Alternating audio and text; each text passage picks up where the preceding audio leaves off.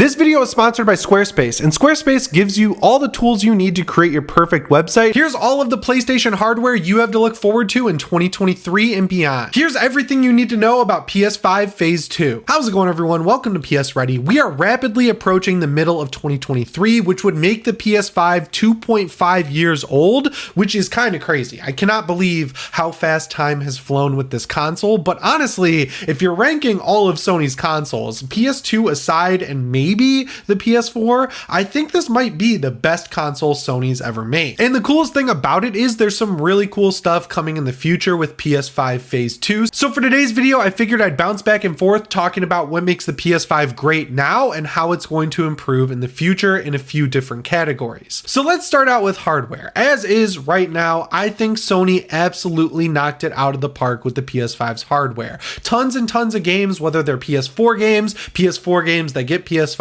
ports, or native PS5 games, which admittedly there aren't that many of, are all coming out and running at great resolutions at 60 frames per second. And as far as durability goes, every problem I've ever had with a PlayStation console has not been an issue here. My external SSD is working great. I'm calling it an external SSD. My extra SSD that I installed in there, still working great. The main SSD, the 680 gigabyte one that comes with it, still working great. The Blu-ray drive, which I have had a problem with on my PS3, I had a problem with it on my PS4 Pro, and on my launch PS4, still holding strong. And as I've told you guys on the channel here before, I'm a physical media kind of guy. I use discs for most of my games. The fan is never not silent. It never makes a noise. It's crazy. I thought this thing over time, like the PlayStation 4, which was quiet at launch but quickly became a jet engine as time went on, I thought that would happen with the PS5, but here I am using this thing every single day, 2.5 years later since launch, and it's still totally silent. I mean, it does output a lot of heat out the back, but in my opinion, that just shows that the massive fan inside of it is working. And we've seen two massive hardware revisions of the PlayStation 5. We had one that made it about 20% smaller and one that made it overall like 50% smaller, and it just seems to run better with each hardware iteration. So as far as the hardware goes, I think this thing is a slam dunk, total A+ machine from Sony. I mean, as time goes on, this thing could combust, it could start falling apart, but I've never felt as confident in a Sony device as I do with this PS5. I also think it's worth pointing out that this thing is great on top of the fact that you can change out parts on it. Like, you could install your own new fan. If one broke down, you could get a quieter one, install it in there, and it would probably work just fine. You can install new side plates on the machine. You can get ones that totally change the entire look and feel of the device, and it still works just as fine. And Dbrand's weird fins, or whatever you want to call them, weird side plates that you could get for the PS5, allegedly make the thing run cooler. So some of them are improving the overall hardware, which was already really hard to improve. So overall, yeah, I think the PS5 is great as is. As for the future, what we have to look forward to also sounds really cool. Right now, you can get two different versions of a PlayStation 5. You can get a disc edition and a disc drive-less edition, and they are different PS5s. Like, they come off of different supply lines. It's not just as simple as attaching with a screwdriver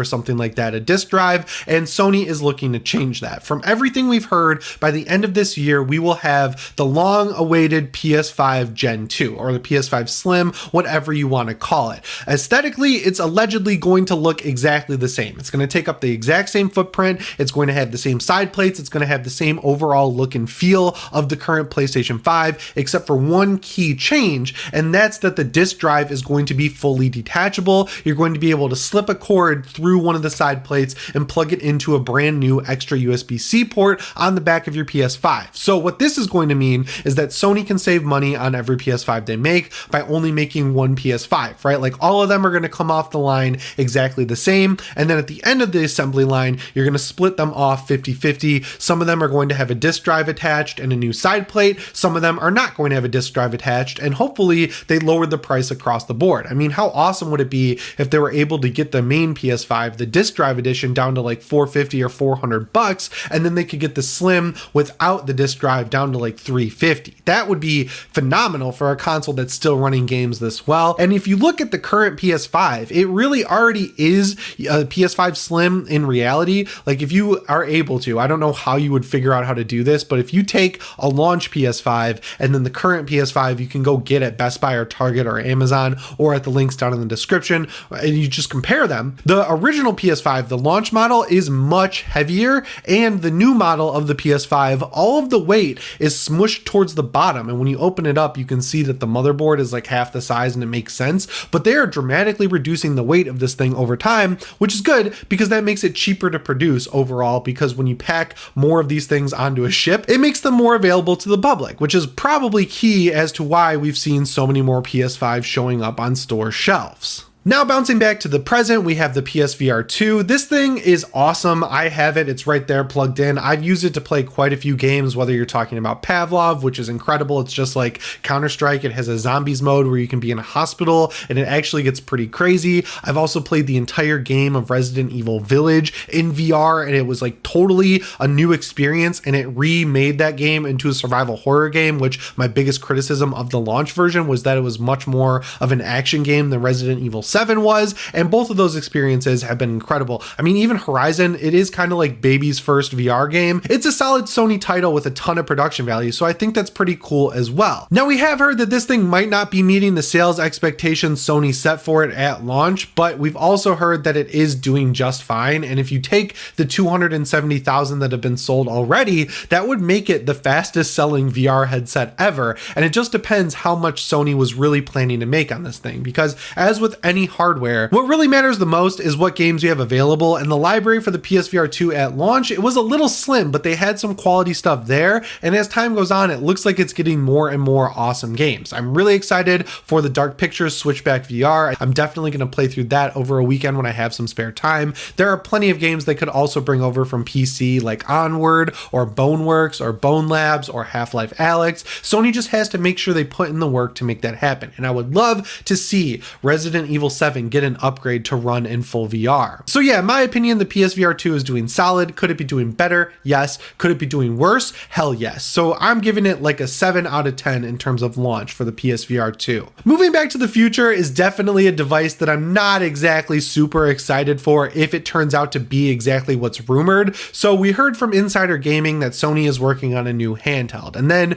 the monkey paw curled in and we found out it's going to be a competitor to the Logitech G Cloud. It's going to be like a streaming device that doesn't necessarily stream from the cloud. It's going to be another supplementary piece of hardware that you buy in addition to a PlayStation 5. So it's going to be called the Q-Lite. I don't know if I mentioned that. The price is not announced yet. I think that's going to be very important, but the real key of this device is that what you're going to do is remote play from your PlayStation 5. So what you'll do, keep your PS5 in rest mode, you'll head to a coffee shop, you'll head to your friend's house, you'll bust out your Q-Lite, you'll turn on your PS5 with it and be able to remote play it over the cloud. So this technology, remote play, has actually been in the PS5 ecosystem for a very long time. With the PS4 specifically, I used to use it to stream games from my PS4 to my Vita. My college had terrible internet, like the worst Wi-Fi ever. You couldn't even really download games. I used to take my PS3 and PS4 over to my aunt's house to download games because she lived close to my college, and I was able to remote play Destiny 1 all the time over that internet, and it was actually really cool. So now the technology has gotten even better. There are apps you can do this with on the Steam Deck and stream from your PS5, and it works great over your home Wi-Fi network. You can also use things like the G Cloud, or you can get a backbone controller for your phone, which kind of all combines together to beg the question, why is Sony going through the trouble of making an entire handheld for this? Because as we've seen this generation, Sony doesn't really want to sell hardware at a loss. That's why the PSVR 2 is more expensive than the PS5, and that's why the PS5 is as expensive as it is. I mean, we've even seen price hikes on the PS5 around the world. So keeping that in mind, Sony is definitely going to have trouble getting this thing to a price point where they can still make money on it, but people will actually want it. Next, let's talk about accessories. If you want over-the-ear headphones, you have the Pulse Wireless 3D headset, which people really enjoy. You have the InZone H3, 7, and 9, which are 3 different price points. I have the H7 and I absolutely love that headset. It sounds just like my Sony XM5 over-the-ear headphones. And honestly, when I'm on my computer here,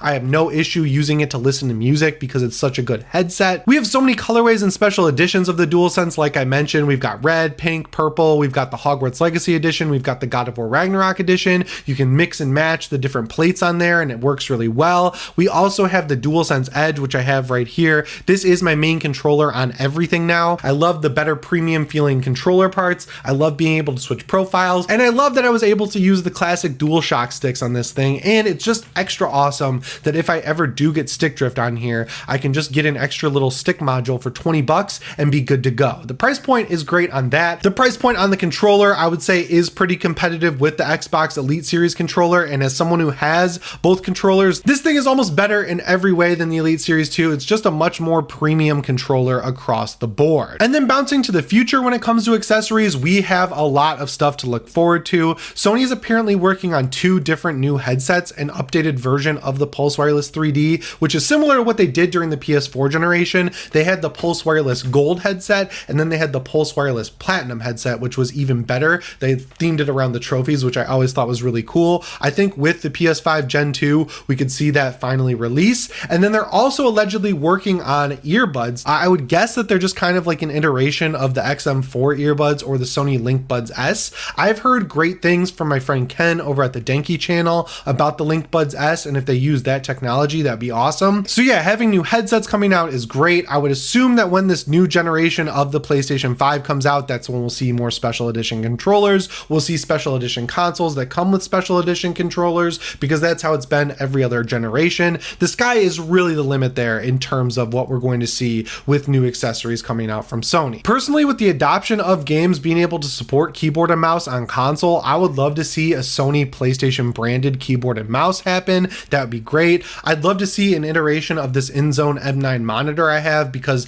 the panel is incredible, but if it had actual PlayStation branding and was 1440p, I think that would be the perfect sweet spot for a monitor like this. If you look back to the PS3 generation, Sony did make a PlayStation 3 TV that was 3D, and it looked awesome when you put it with your PS3. They kind of had the same visual design language, and I know a bunch of people who use those as PC monitors or as monitors for their PS4 going into the future generation. So I'd like to see a revival of that, because the PlayStation brand has never been stronger. And I would really love to see special edition faceplates. Having special edition consoles is one thing, but give me a way to just upgrade my PS5 instead of buying a whole new console, because that's a big reason why I never bought a special edition home console in the past. I always wanted The Last of Us PS4 Pro. I always wanted the Spider-Man edition PS4 Pro, because both of those came out at the end of the PlayStation generation, and I already had a PS4 Pro sitting at home. So that was a big expense for me at the time. But if I was able to just pay 60 or 70 bucks and get some cool new faceplates that are like the same idea where you have Ellie's tattoo scratched into them or something like that, I would be all aboard to buy that day one.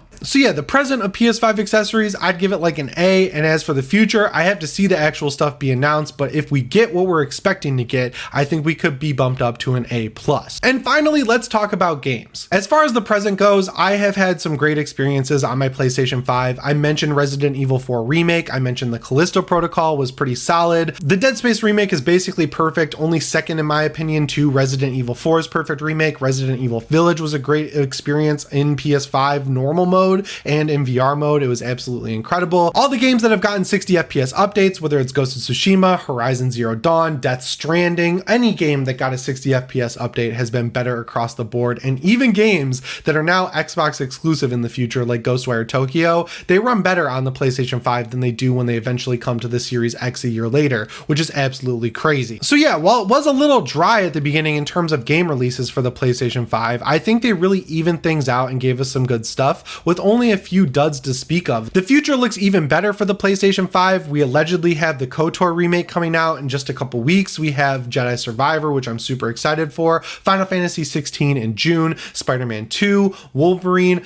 definitely Ghost of Tsushima 2, whatever Naughty Dog's doing after The Last of Us Part 2, The Last of Us Factions. What we do know about that is coming from Sony is great, and then we have new IP we haven't heard about from some of their newer studios, and then other studios like Ben Studio. So yeah, I think it is cool that we have games to look forward to from the PS5. I think in the future though, we need a showcase to let us know what we're really going to be excited for, and also announce some release dates. So yeah, at launch, the present, I would give the PS5 game situation like a B+, A-, and if everything lands as well as it's supposed to, the future iterations of games could get that all the way up to an A or an A+. So yeah guys, that about covers it for the PS5 in the present and the future. Let me know what you think down in the comments below, and as always, my name is Jimmy Champagne. campaign, and I'll see you in the next one. Thanks for watching. This video is sponsored by Squarespace, and Squarespace gives you all the tools you need to create your perfect website, and their newest update gives you revenue building tools like being able to make members only posts on your page. You can also communicate with them through email updates and leverage audience insights with this built-in all-in-one platform. They even have a built-in commenting system that allows comments, likes, and replies, so it'll have everything your users are expecting. And their powerful blogging tools not only let you share your posts whenever you want, they also let you schedule them. Squarespace also has super cool extensions that let you manage inventory, promote products, and streamline bookkeeping. You can even display posts from your social media profiles on your website. If you want to try out Squarespace, go to squarespace.com for a free trial, and when you're ready to launch your website, go to squarespace.com/PSReady for 10% off. And that works on a website or a domain. Huge shout out to Squarespace for sponsoring this video.